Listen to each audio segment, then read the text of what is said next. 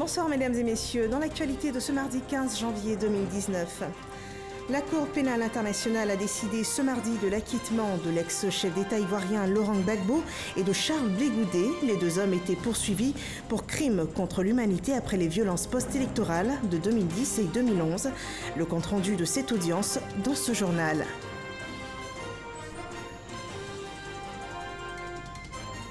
Le programme de volontariat du gouvernement est au cœur du numéro Éco Plus du jour. Quel impact socio-économique pour les jeunes? C'est la problématique abordée ce mardi.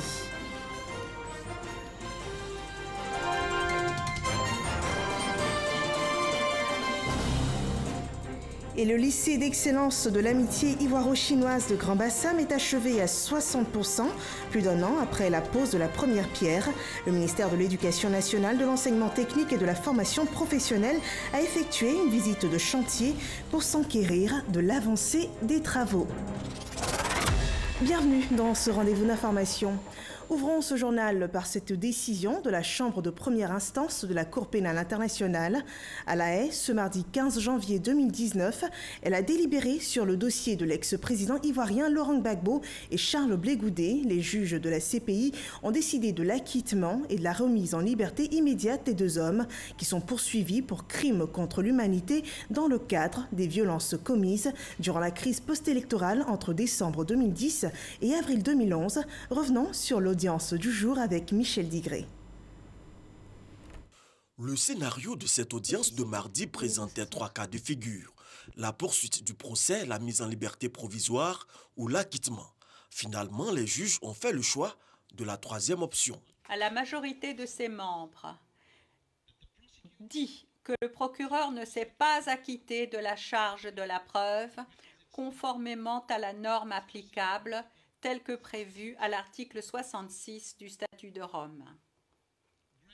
Fait droit aux demandes d'acquittement présentées par la défense de Laurent Gbagbo et celle de Charles Blé Goudé concernant l'ensemble des charges portées à leur encontre. Ordonne la mise en liberté immédiate des deux accusés conformément à l'article 81 3C du statut sous réserve de toute demande que le procureur pourrait introduire en vertu de l'alinéa i de ce même article. Face à la possibilité d'interjecter appel, le substitut du procureur souhaite avoir du temps avant de se prononcer. Il s'agit de circonstances exceptionnelles. Nous nous attendions à disposer d'une décision pleinement motivée qui sera déposée ultérieurement aujourd'hui. D'après ce que vous avez dit ce matin, nous avions l'intention de demander 48 heures de manière à pouvoir réagir et de faire une évaluation responsable de votre décision, ce que nous ne pouvons pas faire à ce stade. Le juge président finalement décidera la tenue d'une autre audience ce mercredi pour savoir les intentions de l'accusation après ce verdict. Et la procureure Fatou Bensouda s'est exprimée sur cette décision des juges de la CPI. Elle dit, et je cite, « Nous allons examiner attentivement la décision écrite de la Chambre de première instance 1 et ses motifs dès qu'ils seront disponibles et nous allons déterminer la marche à suivre. Je tiens à souligner, poursuit-elle, que nos enquêtes se poursuivent. En Côte d'Ivoire, nous restons déterminés à nous acquitter de notre mandat en vertu du statut de Rome et ce faisant, mon bureau est résolument déterminé à remplir son rôle en gardant avant tout et toujours à l'esprit le sort des victimes dans ce pays. » Fin de citation. Et toujours sur l'acquittement de l'ex-chef d'État ivoirien Laurent Gbagbo et de Charles Blé Goudé, nos équipes ont pu assister à des scènes de liesse dans la commune de Yopougon, mais aussi à Gagnoa. Vous le verrez, tous espèrent que cette libération aura un impact positif sur le processus de réconciliation nationale. Retour en images sur ces réactions des populations ivoiriennes par Herman Guivet. Yopougon, place CP1. Le sport occupe le terrain. À proximité, rassemblés sous un arbre des partisans de Laurent Gbagbo. Suivent les infos. En une fraction de seconde, la politique prend le dessus sur le sport. La décision d'acquittement de Laurent Gbagbo et Charles Blé Goudé prononcée par les juges de la Cour pénale internationale vient de tomber. Scène de liesse mêlée d'émotion.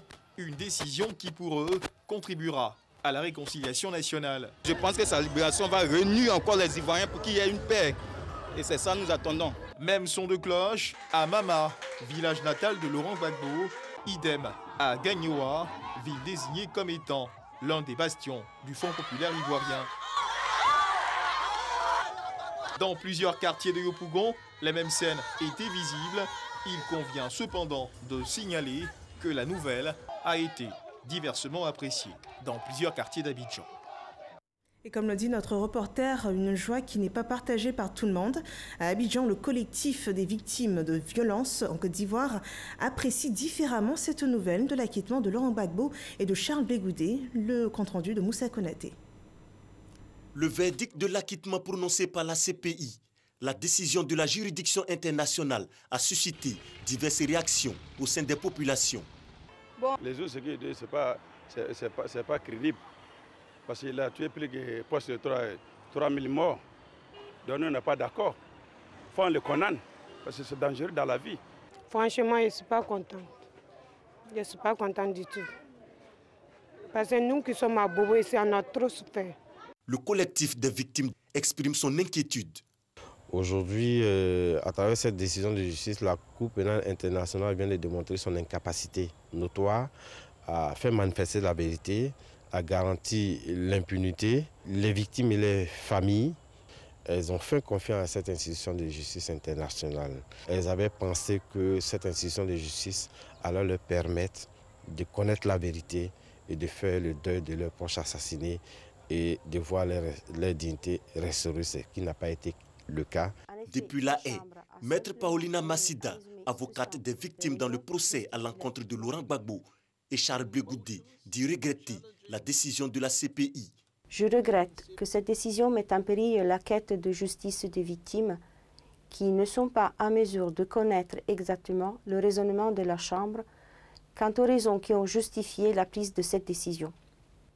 La décision rendue par la Chambre de première instance n'est pour autant pas définitive. Les victimes restent donc confiantes que la suite de procédures leur rendra justice et que leur quête de justice pourra enfin triompher. Poursuivis pour crimes de guerre et de crimes contre l'humanité, Laurent Gbagbo et Charles Blé Goudé étaient en détention à La Haye depuis 7 ans. Et quelle suite judiciaire après le verdict? Les juges de la CPI doivent notifier la décision par écrit. S'ouvrira ensuite une autre phase, celle dite d'appel, une procédure qui nous est expliquée ce soir par Kolo Koulibaly. Laurent Gbagbo et Charles Blé Goudé acquittés par la Chambre de première instance de la Cour pénale internationale. Les juges ont rendu ce verdict ce mardi matin, mais la décision dûment motivée sera rendue par écrit. C'est le début d'une autre procédure. Une décision par écrit sera notifiée ultérieurement et à partir de ce moment-là, il y aura l'ouverture d'une période pour le procureur si elle souhaiterait interjeter appel contre la décision de l'acquittement. Ça, c'est un premier point. Deuxième point, la question de la mise en liberté de M. Gbagbo et de M. Blé Goudé. Il y a une décision de les mettre en liberté, mais le procureur peut demander, si des raisons extraordinaires les justifient, de maintenir la détention des deux personnes concernées. Donc demain à 10h du matin, heure locale à La Haye, il y aura une audience pour que les juges entendent les parties et participants sur la question de la mise en liberté. Après, il y aura une délibération. Les juges rendront leur décision dans les meilleurs délais afin de savoir s'il y a lieu à maintenir les personnes concernées en détention si, comme je disais, il y a des raisons exceptionnelles qui le justifieraient ou non. Si les juges décident finalement de les mettre en liberté, ils seraient libérés sur le territoire d'un État qui accepterait de les recevoir une fois que les mesures nécessaires auraient été mises en place. Le lieu de leur mise en liberté dépendra de leurs observations et de l'accord de l'État en question. Quant aux victimes, la Cour pénale internationale peut, dans le cadre d'une procédure, examiner et décider de leur apporter un soutien à travers son fonds. Tout cela ne se fera qu'à la fin de la procédure d'appel. Et une autre décision de justice sévit en Côte d'Ivoire. Alain Lobognon, l'ancien ministre des Sports, a été mis sous mandat de dépôt. Il a été intercepté par les instances judiciaires ivoiriennes dans le cadre d'une enquête pour divulgation de fausses nouvelles et incitation à la violence. Place à présent au dossier Eco-Plus de ce jour. Ce soir, focus sur le programme de volontariat. Quel impact socio-économique pour les jeunes? Comment ce programme contribue-t-il à régler la question de l'emploi jeune, d'une part, et d'autre part, quelle est son efficacité dans le développement économique du pays? Les réponses dans ce dossier proposé ce soir par Cheikh Koné.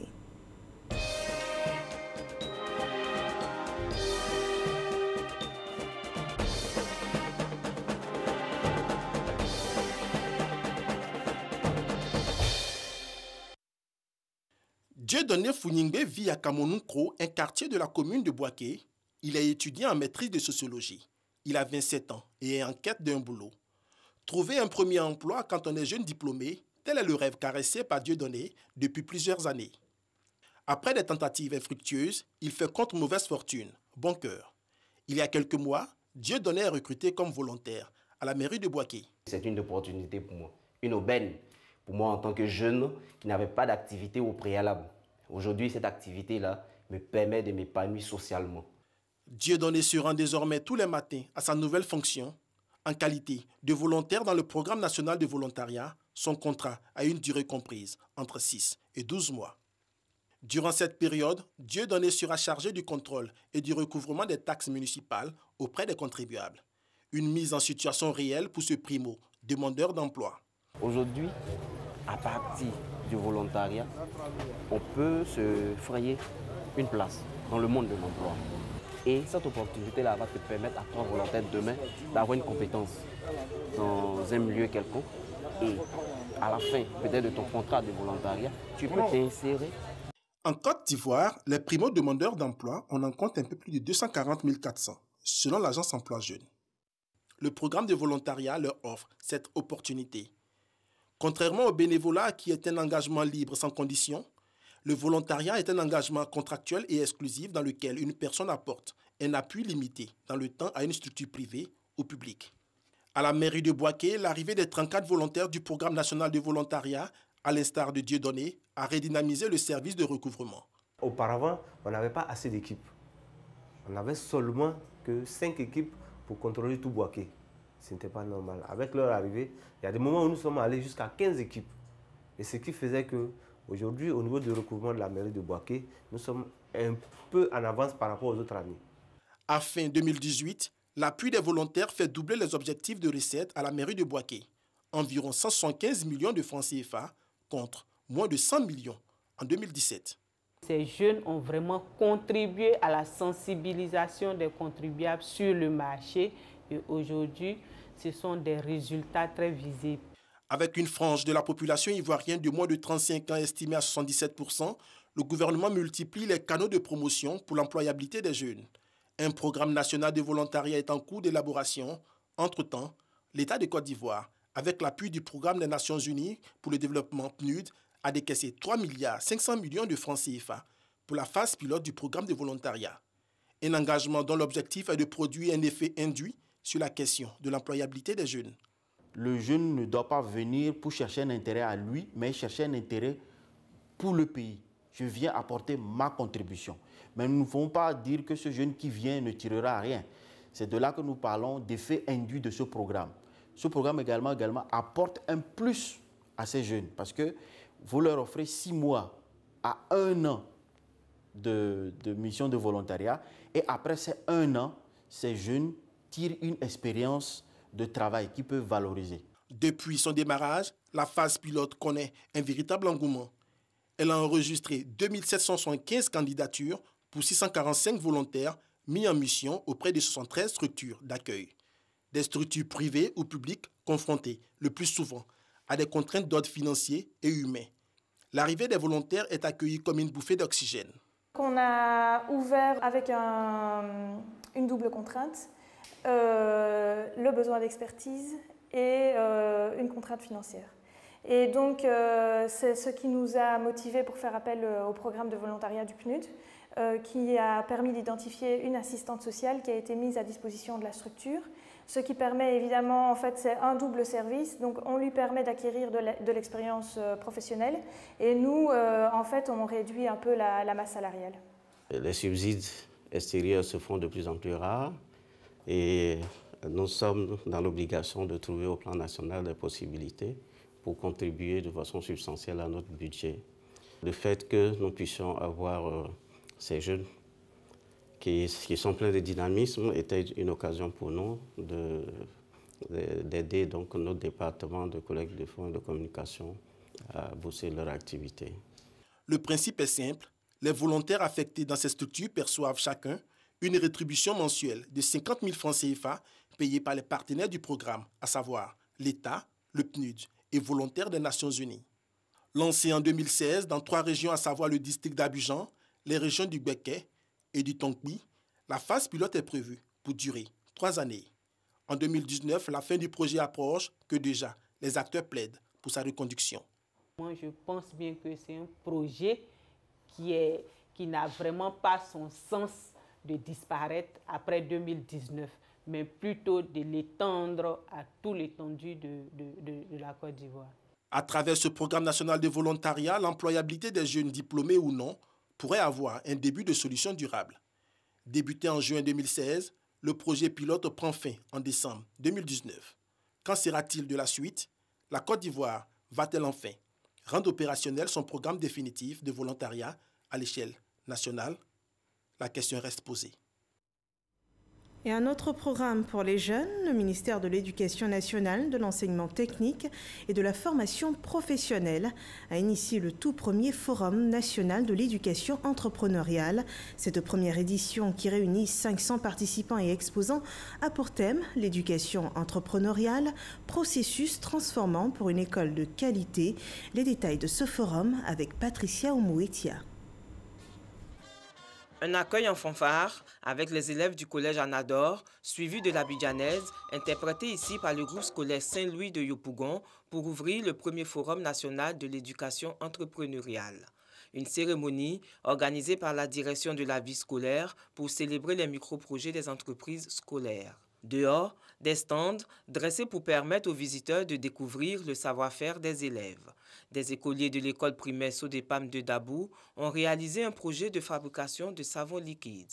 Quand les apprenants du lycée municipal ont misé sur le cinéma, la lutte contre la maltraitance des enfants a fait l'objet d'un film.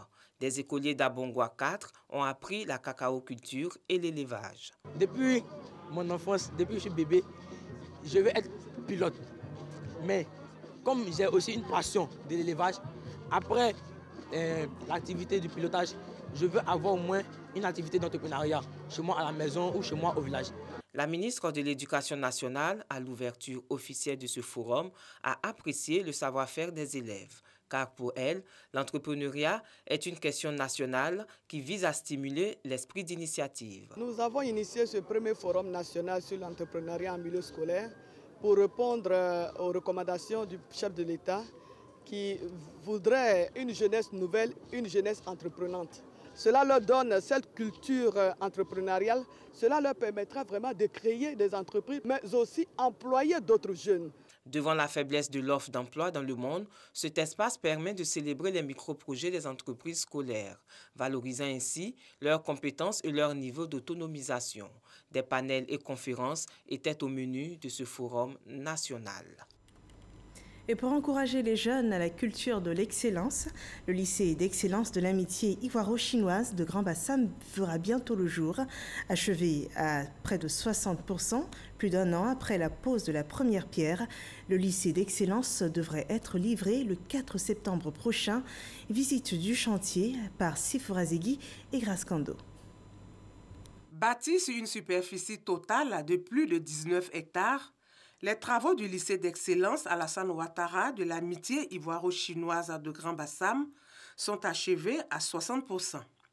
Bâtiments administratifs et salles de classe sont sortis des terres après plus d'un an du démarrage des travaux. À quelques mois donc de la remise officielle des clés de ce lycée d'excellence, le ministère de l'Éducation nationale, de l'enseignement technique et de la formation professionnelle visite le chantier pour voir l'état d'avancement des travaux. Nous sommes très satisfaits de l'évolution des travaux. Je pense que les choses se déroulent correctement selon le cahier des charges. Et c'est avec beaucoup de satisfaction que nous voyons que l'œuvre se met vraiment en place. Et je dois dire que nous sommes témoins de cette histoire-là. Au moment où on est en train de porter l'établissement sur les fonds baptismaux, nous sommes venus avec beaucoup de joie. Et je voulais ici exprimer la satisfaction du ministère à nos amis de la Chine. Zandé, chef du projet, a traduit l'engagement de la Chine à veiller à ce que la société en charge du projet respecte le délai de livraison et garantisse la qualité du projet. Actuellement, nous sommes aux zones dortoirs. Vous allez voir les dortoirs des lycéens, les collégiens, dortoirs d'enseignants et puis villas de proviseurs économes. Le travail sera bien avancé avant la date. Le futur lycée d'excellence Alassane Ouattara de l'amitié ivoiro-chinoise de Grand Bassam est composé de 25 salles de classe, d'un internat mixte, d'un complexe sportif avec un terrain de football, une piste d'athlétisme, un gymnase, une piscine olympique, 2 terrains de basketball, 2 courts de tennis et 3 terrains de volleyball. Le lycée comportera aussi d'autres bâtiments et ouvrages annexes, dont un auditorium, une infirmerie, un château d'eau, des voiries et réseaux divers. Il sera livré le 4 septembre prochain. En Côte d'Ivoire, dans le domaine de la santé, le gouvernement s'engage à réduire le nombre de décès maternels. Le phénomène est en hausse. Le nombre de décès maternels est passé de 780 en 2017 à 1002 décès maternels en 2018 en milieu hospitalier. Des chiffres qui interpellent. Et pour y remédier, un plan d'action opérationnel pour la réduction de la mortalité maternelle, néonatale et infantile est en cours d'élaboration. Salimata Dia. En 2018, 1002 décès maternels sont enregistrés dans les établissements sanitaires de Côte d'Ivoire, contre 780 en 2017. Un taux d'augmentation de 28,48% qui emmène le gouvernement à prendre des mesures correctives. Le ministère de la Santé et de l'Hygiène publique a rencontré une centaine d'acteurs nationaux et internationaux en vue de mettre en place un plan d'action opérationnel pour réduire les chiffres. Les soins obstétricaux et néonataux d'urgence, le renforcement des structures sanitaires et la fourniture de soins de santé de qualité ont été évoqués. Il nous a demandé de renforcer la vaccination, fournir des soins de qualité et également d'offrir la gratuité des soins à ceux qui en ont besoin, c'est-à-dire les tranches vulnérables de la population. Dans le cadre du programme présidentiel, la construction, l'équipement et la réhabilitation des établissements sanitaires, c'est plus de 833 milliards qui sont prévus pour les 3 ans. La question de la mortalité maternelle, néonatale et infantile reste une préoccupation en Afrique de l'Ouest, selon l'OMS. L'organisation se tient aux côtés de la Côte d'Ivoire pour trouver des solutions adéquates. On s'est rendu compte qu'il faut rendre le sang disponible là où il faut. Il y a aussi la question des ressources humaines en santé et leur répartition et la qualité. La question du plateau technique qu'il faut compléter. La question aussi des moyens de transport, parce qu'il faut qu'on arrive à évacuer très rapidement les femmes qui sont en urgence. Et tout cela est compris dans le plan social du gouvernement. Nous savons où se trouvent les besoins et nous savons ce qu'il faut faire. Nous avons les normes, nous avons les comparaisons avec les autres pays. Qu'est-ce qu'on a fait mieux ailleurs qu'on peut reproduire en Côte d'Ivoire à court terme? Nous allons verser toutes ces expériences dans la réflexion et aboutir à un plan ivoirien faisable. Les recommandations issues de cette rencontre de travail qui s'étend sur 3 jours devront être appuyées par le ministère de tutelle en vue d'améliorer les indicateurs du couple mère-enfant. Dans le chapitre des activités politiques, le congrès constitutif du RHDP est prévu le 26 janvier prochain. Il se prépare et pour cela, un mot d'ordre, c'est la mobilisation. Pour répondre à cet appel, Horizon RHDP, notre héritage est un nouveau mouvement de soutien au RHDP.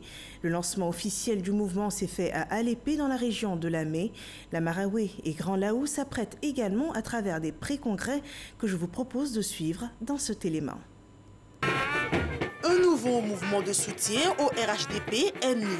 Son nom, Horizon RHDP, notre héritage.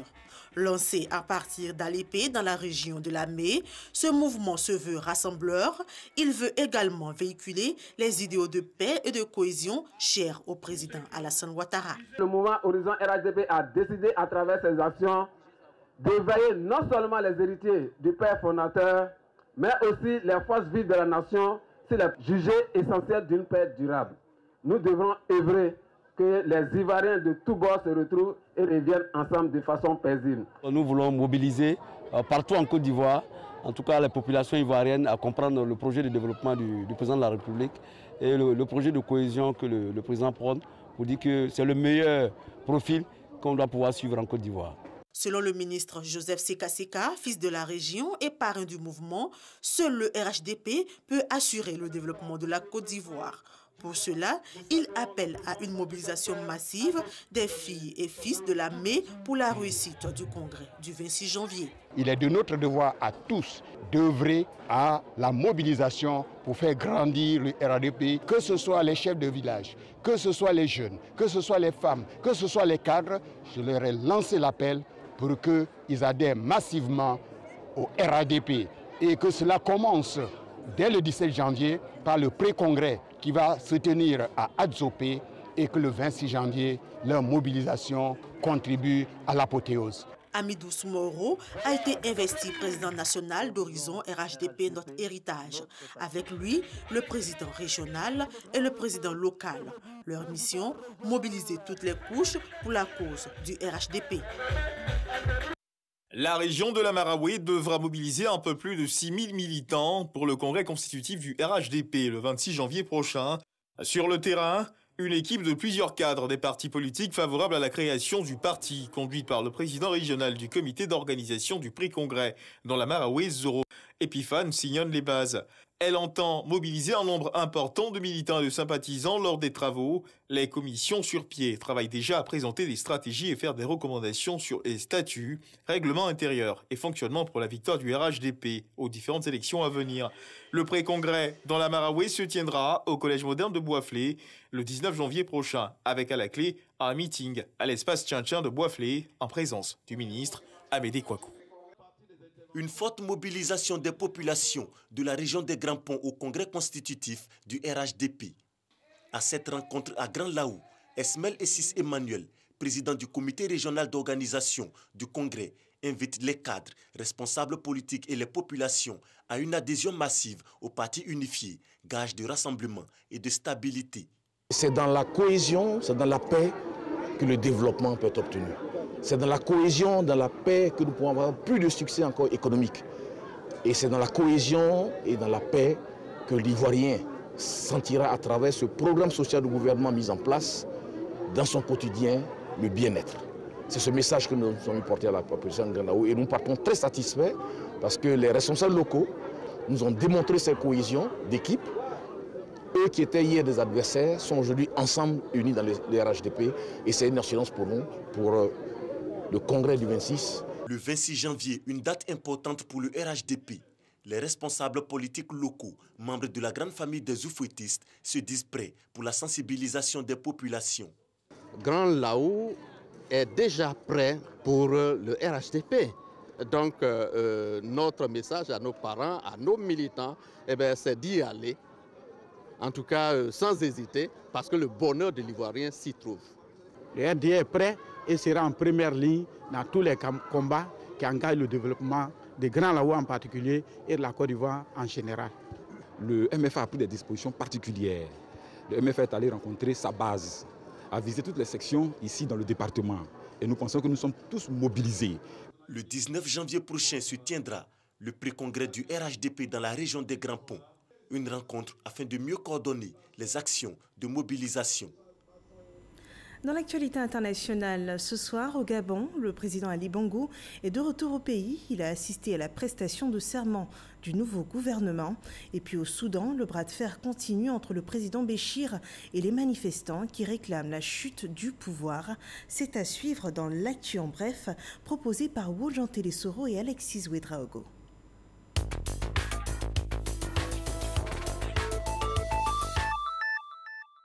Absent depuis octobre 2018 pour des raisons de santé, le président gabonais est de retour depuis lundi soir dans son pays. Ali Bongo a interrompu son séjour à Rabat pour prendre part ce jour à la cérémonie de prestation de serment du nouveau gouvernement. Composé de 38 membres, ce gouvernement a été mis en place après la tentative de coup d'État du 7 janvier dernier. Situation tendue au Soudan, la population manifeste son désaccord face à la cherté du prix du pain. La position du pouvoir d'Omar el-Béchir est encore inflexible. L'association des professionnels soudanais s'obstine à protester par la marche en vue d'obtenir un changement. Le syndicat des médecins, lui, accuse les interventions musclées dans les hôpitaux conduites par les forces de sécurité. Ce journal, merci de nous avoir suivis. Retrouvez demain la suite de l'actualité d'ici et d'ailleurs sur RTI 1. Passez une excellente soirée.